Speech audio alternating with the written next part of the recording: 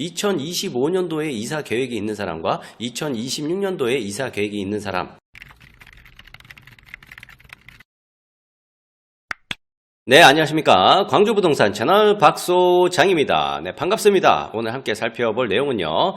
제가 그 저번 달부터 이 전세에 관련된 내용들을 영상을 몇 개 올려드렸었는데, 그만큼 이제 앞으로 전세 가격이 좀 상승 가능성이 굉장히 높다. 이런 내용들이었죠. 그런데 그것들이 이제 통계치로 이제 나타나고 있는 것 같습니다. 부동산원, 광주광역시가 4주째 상승 중이다. 이게 어떤 의미를 갖고 있는지 오늘 자료를 통해서 좀 살펴보고요. 그리고 광주 아파트 전세 가격 오른다. 이거는 지금 기정사실인 것 같습니다. 실제로 체감상 굉장히 많이 올랐다. 그렇기 때문에 이사를 앞둔 전세 세입자들이 좀 고심이 좀 깊어지는 때가 아닐까 생각합니다. 그렇기 때문에 지금 이사를 앞둔 전세 세입자들의 대안은 어떤 것들이 있을까에 대해서 오늘 자료를 통해서 좀 살펴보도록 하겠습니다. 지금 제가 올해 초부터 들어오면서 전세 시장을 굉장히 서치를 굉장히 많이 하고 있거든요. 왜냐면은 지금 전세 시장이 앞으로 상승으로 전환되냐 안 되냐에 대한 기폭제가 굉장히 중요한 시점이다라고 생각했기 때문에 그렇습니다. 예전과 굉장히 많이 다른 시장, 뭐가 다르냐 전세 시장이 전세 공급이 굉장히 빠른 속도로 줄고 있습니다. 이꼬르 같은 이야기는 다주택자가 줄고 있다는 이야기겠죠. 다주택자가 줄어드니까 전세 공급이 줄어든다. 취득세 중과로 인해서 다주택자 진입 완전 차단됐죠. 증가가 될 수가 없어요. 누가 취득세를 이렇게 폭탄을 맞아가며 누가 집을 사겠습니까 요즘에. 그리고 2022년 2023년도에 역전세에 대한 굉장히 안 좋은 공포가 있죠. 그렇기 때문에 다주택자들이 계속해서 매물을 내놨던 시장이 2022년도 말부터 2023년도 말까지 그리고 2024년도에도 살짝 이어진 것 같은데 어쨌든 이렇게 매물이 계속 감소가 되고 있고 그리고 이제 안 좋은 추억이 이제 종부세 2022년도에 종부세 고지서 받고서 많이들 놀라셨을 것 같아요. 2022년도 그런데 2023년도에는 좀 완화가 되긴 했죠. 종부세가 어쨌든 이런 역전세 종부세 이런 부담들 때문에 다주택자들이 지금 주택을 던지고 있다. 그리고 취득세 및 중과세로 인해서 법인 투자 이게 완전 봉쇄가 됐죠. 이걸 할 수가 없게 됐습니다. 그렇기 때문에 전세 공급이 정말 많이 줄어들었어요. 예전에 비해서. 그렇기 때문에 예전과 굉장히 많이 다르다.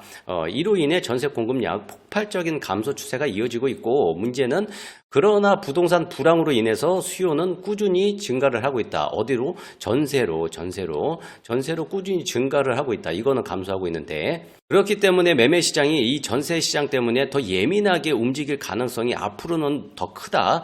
이렇게 좀 생각하시면 될 것 같습니다.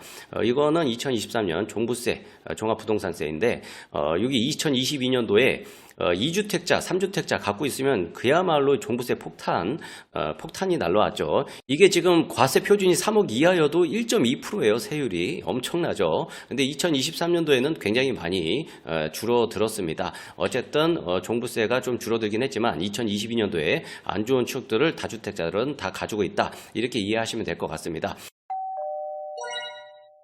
이 그래프 같은 경우에는 한국부동산원 주간 아파트 변동률인데요. 주간 아파트 변동률인데 제가 이거를 차트로 만들어 놨습니다. 요거는 광주광역시인데요. 이 노란 선은 전세고 이 녹색은 매매라고 이해하시면 될 것 같습니다. 2022년도 6월부터 하락에 접어들었죠. 그러면서 말도 못하는 이 폭락이 왔습니다.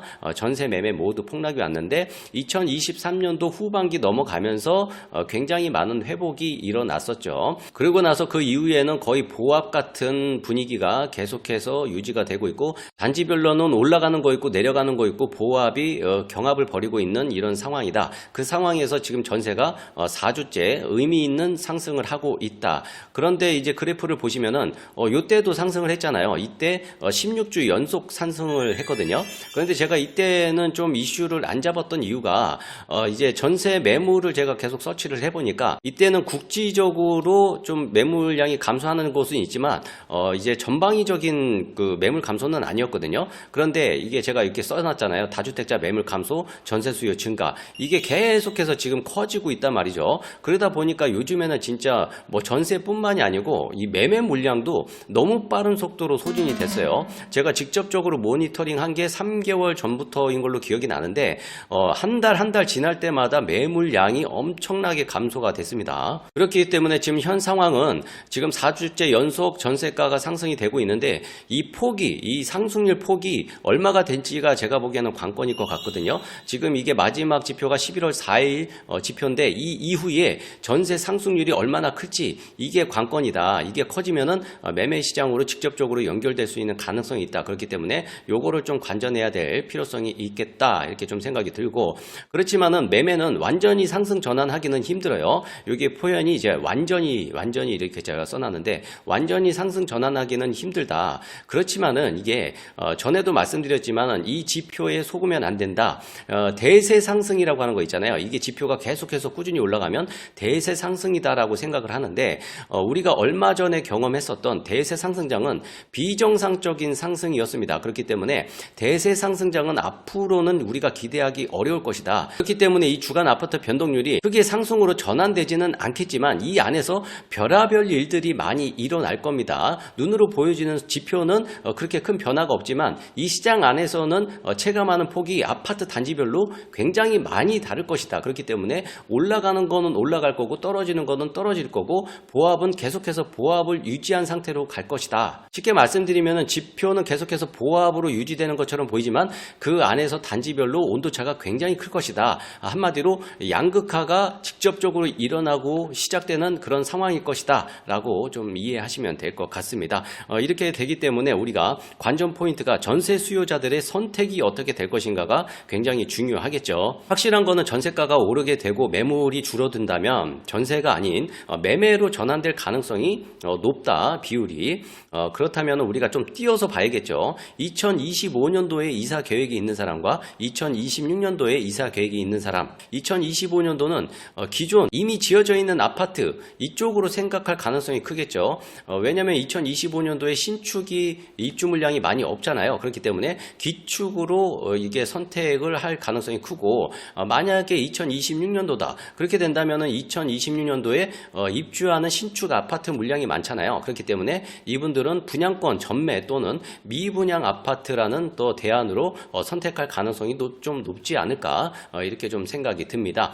그리고 많이들 물어보시는 게 대출에 대한 기조인데 이거는 뭐 자세히 얘기하면 영상을 따로 몇 편을 만들어야 되는데 간단하게 설명드리면 2025년도 상반기를 일단 살펴보자고요. 대출 기조. 주택담보대출 제가 생각하기에는 규제로 인해서 굉장히 감소가 될 가능성이 크다. 상반기입니다. 상반기.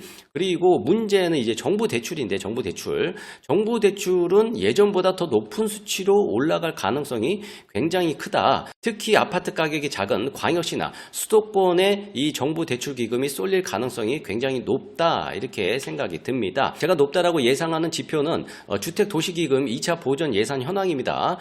지금 요거 딱 봐도 지금 2025년도 예산안이 기존의 예산안보다 훨씬 높은 수치로 이미 책정이 되어져 있습니다. 2차 보전 사업은 은행이 디딤돌 대출 등 저금리 정책 모기지를 대신 취급하면서 발생하는 손실이 일어날 경우에 정부가 재정으로 메워주는 사업을 가리킵니다. 우리가 알고 있는 생애 최초 대출, 신혼부부 대출, 신생아 대출, 내년에 이거를 좀 더 키운다, 뭐 이런 얘기들이 있는데요.